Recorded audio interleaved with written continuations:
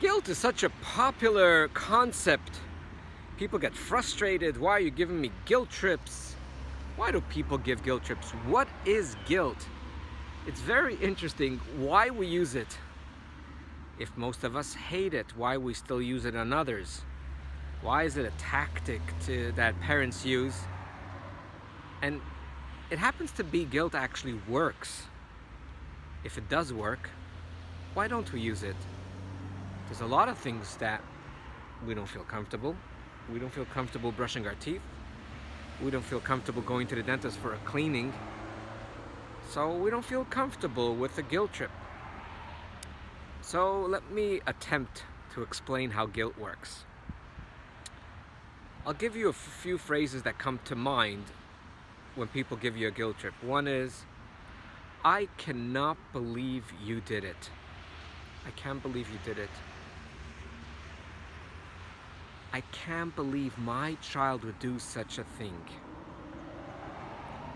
And there's more that doesn't come to mind now, but usually I have them like flying out of my brain. Right now I don't have it, which is okay. You take any example that you have, and what guilt basically does, it puts you to a place that you don't feel comfortable and you want to leave it. So now what happens to so many children that are put in the guilt trip, they have to prove to their parents that they are good. So now the premise becomes, the default becomes is that I'm bad. Now I want your love. I don't want you to be upset at me. Oh my gosh, I don't want you to stop loving me. No, this is terrible. Every child wants the love from their parents. The problem here is that right now we are programmed that we are bad. And we have to begin to do stuff to prove that we are really good.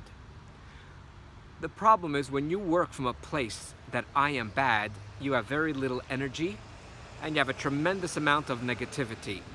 So you're always connecting, I don't want to be bad, I don't want to be bad, I don't want to be bad. Nothing wrong with staying there. Sorry, there's nothing wrong leaving a bad position. But I would rather people want to leave a bad position or a bad action by saying, I want to be a better person, I want to be good, versus fighting, I don't want to be bad, and receive your parents' approval. The second thing that really doesn't work with guilt is it becomes then conditional love. That you see how upset your parents are, so now they don't love me for who I am. They don't love me because I'm lovable. They don't love me because I'm created with God's image. They don't love me because I'm connected to the highest level in the world. They don't love me because I'm awesome.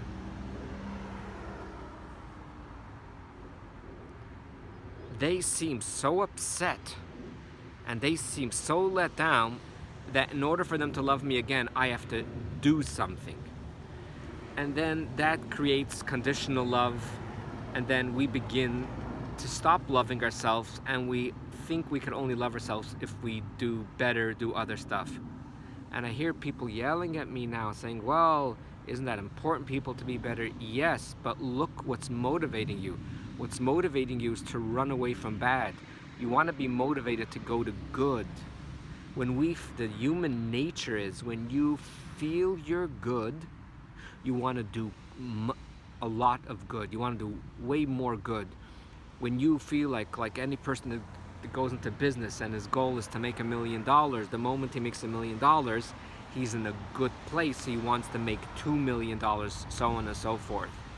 So guilt is a mechanism to try to get you to become better.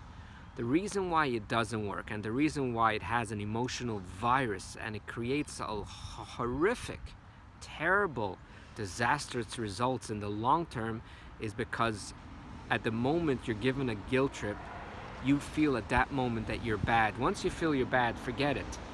Forget it. And the truth of the matter is, even if you become good in one aspect, those human beings that are emotionally unhealthy and give you guilt trips, guess what happens? The next thing that happens, they'll give you another guilt trip, then they'll give you another guilt trip. These are people you can never please. These are people that will never look at the 30 things you did right and say, wow. Can you imagine 30, not 100 or 200, just 30 things you did right? Sorry. And your parents tell you each one of the 30 things how proud they are and how pleased they are and how they're just so proud of you, each one of the 30.